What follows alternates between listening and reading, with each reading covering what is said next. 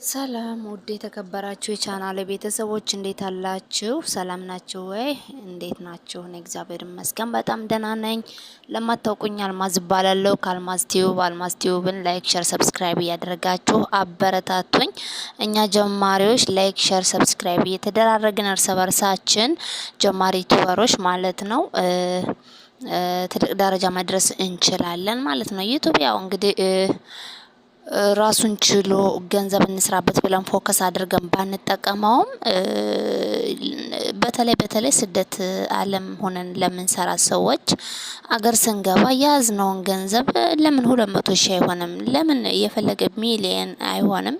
ያዝነውን ገንዘብ ይዘን በሚዲያ እያስተዋወቀን የምንፈልገውን ስራ በመጀመር እያስተዋወቀን በሚዲያ በራሳችን ዩቲዩብ ቻናል ማለት ነው ስራችን ከፍ ማድረግ ወይም መለወጥ እንችላለን ማለት ነው። ስለዚህ ውዶችዬ እርስ በርሳችን እንበረታታ፣ እንደጋገፍ፣ እንተጋገዝ ማለት እወዳለሁ እና እዚህ በፊት እንደነገርኳችሁ በርጩማ ዩቲዩብንም ላይክ ሼር ሰብስክራይብ አድርጉኝ ማለት ነው። በርጩማ ዩቲዩብ እና ይሄ አሁን ቪዲዮ የምለቅበት ወይም ይሄ ቪዲዮ አሁን እየሰራሁላችሁ ያለው የዩቲዩብ ቻናልም አልማዝ ዩቲዩብ ይባላል። ሁለቱንም ቻናሌን ላይክ ሼር ሰብስክራይብ ያደረጋችሁ አበረታቱኝ። እንዲሁም ደግሞ እህቶቼ ወንድሞቼ ሰብስክራይብ ያላደረኳችሁ ቤተሰቦቼ በኮሜንት ስር አሳውቁኝ፣ እኔም እመልሳለሁ ማለት ነው። እና ውዶችዬ እዚህ በፊት እንደምነግራችሁ በስደት ዓለም ያላችሁ ሰዎች ጎበዝ ሆኖ ብራችሁን ሰብሰብ አድርጉ ማለት እወዳለሁ። ከምንም በላይ በቃ ገንዘባችን ደም ተተፍቶ ማለት ነው የሚገኘውና በስደት ዓለም ገንዘባችን ያዝ አድርገን ለምንፈልገው አላማ ማዋል ይጠበቅብናል ማለት ነው። ዝም ብለን ዘራፍ መሆን የለብንም ማለት አብሶ ደግሞ በአረቡ ዓለም የምንሰራ ልጆች ወይም ሰዎች ስራችንና ገንዘቡ ምንም አይመጣጠንም። የእውነት እንደኔ ከሆነ ማለት ነው እንደኔ ከሆነ ማለት ሁሉም ቤት አንድ ነው ማለት አይቻልም። በእርግጥ ያንዳንዱ ቤት ቤተሰብ የበዛበት ምናምን የልጅ ልጅ ያለበት አሁን እኔ እንደነገርኳችሁ እዚህ በፊትም የልጅ ልጅ ሁሉ ያለበት ቤት ነው። እዚሁ አብረው ነው በቃ ሰብሰብ ብለው ነው ቤታቸው ትዳር የያዙት ልጆቿም እንኳ የአሰሪዎቼ ልጆችም እንኳ ቤታቸው እዚሁ በአሰሪዎቼ ወይም በእናት አባታቸው ዙሪያ ስለሆነ ቤታቸው ቅርብ ስለሆነ የሚበሉት የሚጠጡት ማጥብላቸው ልብስ ምናምን ሁሉን ስራ ማከናውነው እኔ ነኝ። እኛ ጋር ነው የሚውሉት። አንዳንዴ እዚሁ 1 ወር 2 ወር እዚሁ የትም ሳይሄዱ ይቆያሉ። ከፊሎቹ ደግሞ ቤት እያላቸው እዚሁ ነው የሚኖሩት ማለት ነው። እዚሁ በቃ ባላቸውም እዚህ ይመጣል ከስራ መልስ ማለት ነው። አንዳንዴ ደግሞ ይሄዱና ቤታቸውን አይተው ምናምን ድረስ ብለው ይመጣሉ ወይም 2-3 ቀን ቆይተው እዛ ይመጣሉ ማለት ነው። እና ዝሮ በቃ ብዙውን ጊዜ በቃ አብዛኛውን እኛ ጋር ነው የሚኖሩት እና እኔ ነው የምሰራው ስራውን ማለት ነው። እና እንደዚህ አይነት ስራ ለምትሰሩ ሰዎች በቃ ሁሉን ስራ ጽዳትም፣ ልጆችም፣ ምግብም ተብሎ ብቻ ይሄ ነው የማይባል ስራ አለና በጣም ብዙ ስራ ነው በቃና ያንን ሁሉ ሰርተን የሚከፈለን ደሞዝ እዚህ ግባ የማይባል ነውና ያውም እኔ እግዚአብሔር ይመስገን 1200 ነው የሚከፈለኝ። 1200 ሪያል ነው የሚከፈለኝ። 200 ብር አስጨምሬያቸዋለሁ ማለት ነው። ይሄ ከአቅም በላይ የሆነ ስራ እየሰራው ለምን 1000 ብርማ ፌር አይደለም ተው እንጂ ብዬ ልክ እንደመጣው አካባቢ የወር ደሞዜን ስጠይቅ 1000 ብር አሉኝ ሰጡኝ ማለት ነው። አረ እንዴት ነው ይሄ 1000 ብር? ስመጣም ከኢትዮጵያ ደግሞ የሚገርመው 1200 ብሎኝ ስለነበረ ያንን እንዴት 1000 ብር ትላላችሁ አልኩኝ። በነገራችን ላይ መረጃውን ወረቀት አሳይተውኝ ነበረ። የሰራተኛ ደሞዝ 1000 እንደሚከፈል አሳይተውኛል። የተረጋገጠ ማስረጃ የሚሆነ ወረቀት ማለት ነው። የሰራተኛ ደሞዝ የሚከፈለው እዛ ኧረ እኔ በዚህ አልስማማም። ከኢትዮጵያ የመጣሁት 1200 ተብዬ ነው። በእርግጥ ይሄ በህጋዊ ነው የመጣሁት። ቢሮ አይደለም፣ ዋናው ቢሮ አይደለም፣ ደላላው ነው እንደዛ ብሎኝ የነበረና እሱ ባለኝ መሰረት እሺ ብዬ ነው ያንን ይዤ ነው በቃ ደሞዜ 1200 ሪያል ነው ብዬ ነው የመጣሁትና 1,000 ብር ሲሉኝ ኖ አልኳቸው። እንዴ ስራውን ደግሞ በአንድ ወር ውስጥ እንዴ ምን ፋታ የሌለው እንደ ትንፋሽ የማተነፍሱበት ስራ እንዴ እና በ1,000 ብር ነው እንዴ የምሰራ? አልሰራም፣ እንደዛ ፌር አይደለም አልኳቸው። ስራውንም ስለሚያውቁት ቤታቸውንም መጀመሪያ ሁሉን ስራ አስተዋወቁኝ። እንደሚበዛም እነሱ ያውቃሉና ወዲያውኑ ምንም አልተግደረደሩም። እሺ ነው ያሉኝ ማለት ነው። 200 እንጨምርሻለን እሺ ነው ያሉኝ ማለት ነው። እኔ ከመምጣቴ በፊት ያው ሰራተኛ ጠንከር ብሎ የሚሰራ አጣው ነበር። የተለያየ ከኢትዮጵያ አምጥተው ነበረ። በእርግጥ እዛ በፊት ኢትዮጵያዊ አምጥተው 2 አመት ነው 3 አመት ሰርታ እንደሄደች ነው አለ ሴትዮዋ የምትለው። 3 አመት ነው የምትለው፣ ልጆቹ 2 አመት ነው የሚሉት። ብቻ የማንኛው የሆነ እውነተኛ ባላቅም እንደዛ ሰርታ ከሄደች በኋላ 2 አመት የሚሆን 3 አመት አንድ ኢትዮጵያዊ ሰርታ ከሄደች በኋላ ኢትዮጵያም ኡጋንዳም ምናምን ባንግላዴሽ ምናምን አምጥተው ነበረ። ወር 2 ወር ምናምን እየቆዩ ነው የሄዱባቸው ማለት ነው። ምክንያቱም በጣም ቤተሰቡ ብዙ ነው፣ እንግዳው ብዙ ነው፣ ጽዳቱ፣ ልጆቹ ስትሉ ምን በቃ ፋታ የላችሁም ማለት ነው። ከዛ አንፃር ሰራተኛ አልቆየላቸውም እና ለኔ ደሞዝ 200 መጨመር አልገደዳቸውም ማለት ነው። እና እኔም አለሁ ተያይዤዋለሁ ከእግዚአብሔር ጋር። ሁሉም በእግዚአብሔር አይደለም የሚቻለው እና ኃይሌ እግዚአብሔር ነው። በእግዚአብሔር ኃይል እንችለዋለን እላችኋለሁ። በርቱልኝ ውዶችዬ። እና የኔ ውዶች እንደዚህ ተብሎ ይሄን ሁሉ ወግ ማበዛላችሁ የኔ ውዶች ለፍተን ጥረን ግረን የምናገኘውን ገንዘብ ዋዘኛ ሆነን የምናጠፋ ሰዎች ብዙ ነንና አብሶ በአረቡ ዓለም ያለን እህቶቼ ያላችሁ እህቶቼ ዋዘኛ ናችሁ ማለት ነው። ብዙዎች ሁሉም ማለት አይደለም። እንዲያውም አሁን ሚዲያው በዚህ ዙሪያ ብዙዎቹ እያስተማሩ ቪዲዮ እየሰሩ እየተማራችሁ ነው። ገንዘባችሁን እያያዛችሁ ቦታ ግዝት፣ ቤት ግዝት ምናምን በቃ የሚያስፈልገውን ምናምን የቤት እቃችሁን ምናምን እያሟላችሁ ነው። ፊኒሽንጋችሁን የቤት ፊኒሽንጋችሁን እያሰራችሁ ነው ምናምን። ብዙዎቹ ጎበዙ ናችሁ፣ ለራሳችሁ እያደረጋችሁ ነው ማለት ነው። አንዳንዶች ደግሞ ከመጡ ብዙ አመታትን አስቆጥረው ምንም የለኝም ሲሉ በጣም ያስደነግጣል አይደለ? እና ሰው እንዴት እዚህን ያክል ደረጃ እንዴት የዋህ ሞኝ ይሆናል? እና በጣም የዋህነቱን አታብዙት። ሰው እንዴት ደም ተፍቶ ጥሮ ግሮ ያገኘውን ገንዘብ እንደው መውጣት በሌለበት ሁኔታ ለምን ያወጣል? ዋዘኛ ለምን ይሆናል? ህይወት የለውም ወይ? ያቺ ሴት ያቺ እህታችን በስደት ለፍታ ህይወት የላትም ወይ? ሀገር ገብታ መኖር አትፈልግም ወይ? ሁሌ ስደት፣ ሁሌ ሰው በታች ሆኖ መኖር አለ ወይ? ወይም የሰው ተገዥ ሆኖ መኖር አለ ወይ ነው ዋናው ጥያቄ። ይህን ብታስቡ ኑሮ እኮ እናንተ ጎበዞች ትሆኑ ነበር። ግን ነገ ሰራዋለሁ ነገ ያገኘዋለሁ የሚለው ነገር እሳቢ ስላላችሁ ደም ተፍታችሁ ያገኛችሁትን ገንዘብ ሲወጣ ስታወጡት ላልባሌ ነገር ለዛም ስትሰጡት ምናምን አይጨንቃችሁም ማለት ነው። ግን እስብ ስታረጉት እንዴት እንዳመጣችሁት ለራሳችሁ ጊዜ ሰጥታችሁ እስብ ብታረጉት እርግጠኛ ነኝ ብታስቡበት ኑሮ 1 ሪያል እንኳ በከንቱ መሄድ እንደሌለባት ታስባላችሁ ማለት ነው።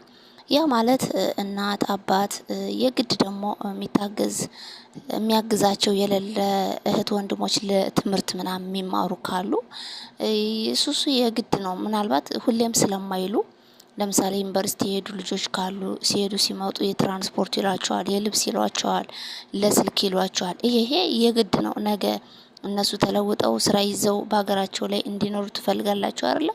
ስለዚህ ይሄ ሁሌም የሚታገዝ ነገር ስላልሆነ ችግር የለውም። ከዛ ውጭ ደግሞ እናት አባት በጣም የባሰ በሚቸገሩበት ሰዓት እንዲሁም ደግሞ ለበዓል ምናምን በቃ ለዶሮ ለእንቁላል ብላችሁ ወይም ለልብስ ብላችሁ ልትልኩ ትችላላችሁ። ከዛ ውጭ ግን ዘላለም በየወሩ ደሞዝ በመጣላችሁ ቁጥር እንደው ዝም ብሎ ለዛም እና ላልባሌ ነገር ማዋል በጣም ከባድ ነው ማለት ነው። እና በተረፈ የኔ ውዶች በርቱልኝ ለማለት እወዳለሁ።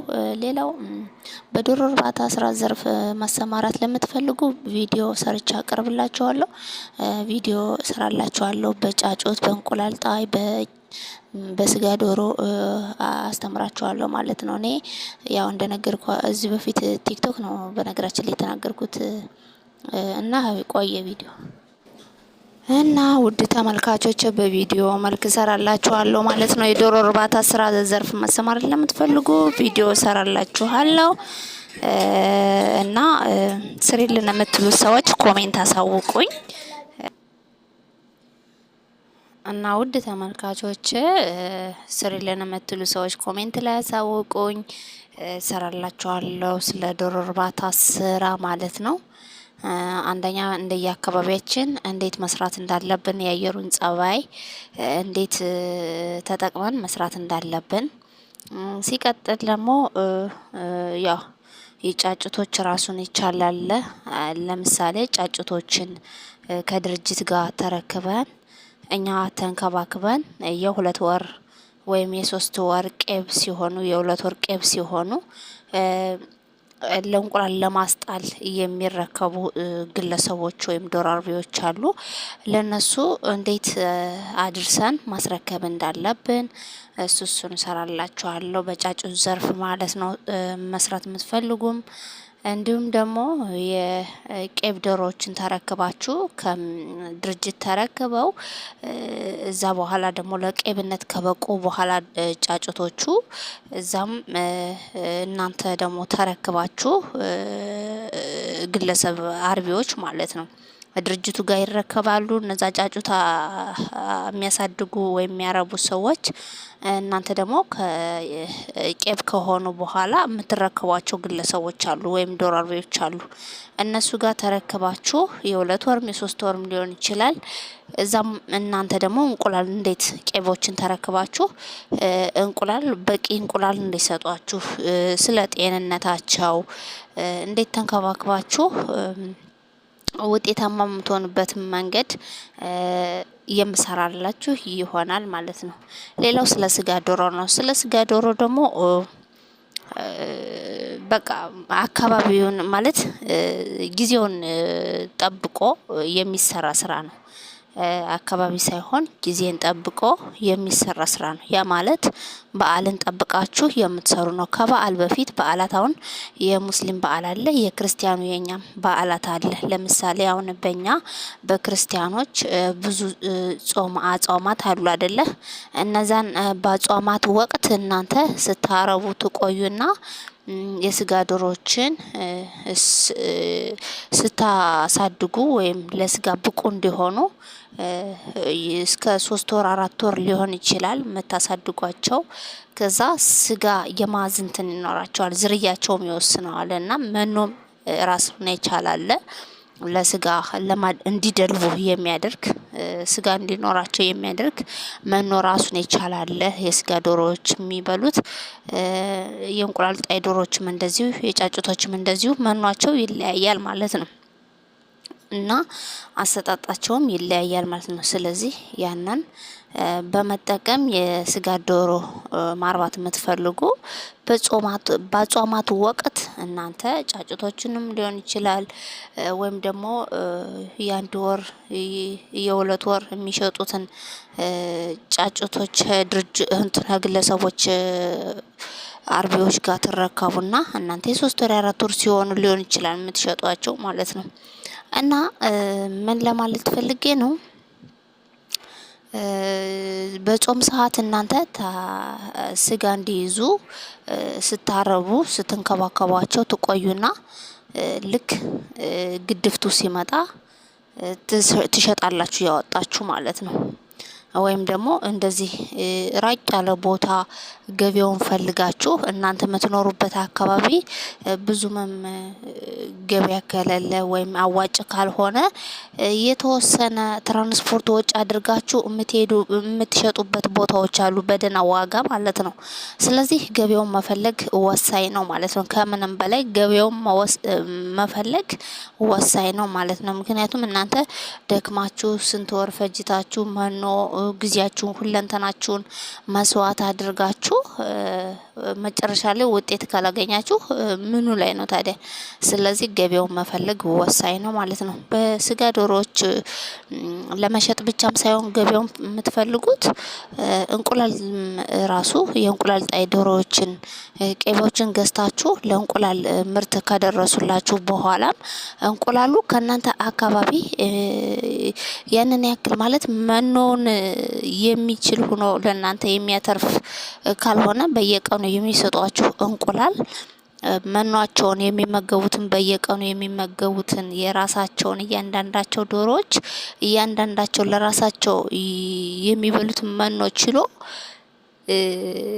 ለእናንተ ገቢ የሚያስገኘውን ከተለያዩ ወጪዎች ታስቦ የእናንተ ገቢ የሚያስገኝ ነገር ሆኖ ካላዋጣ ገበያውን ፈልጋችሁ የመሸጥ ግድ ይላችኋል ማለት ነው።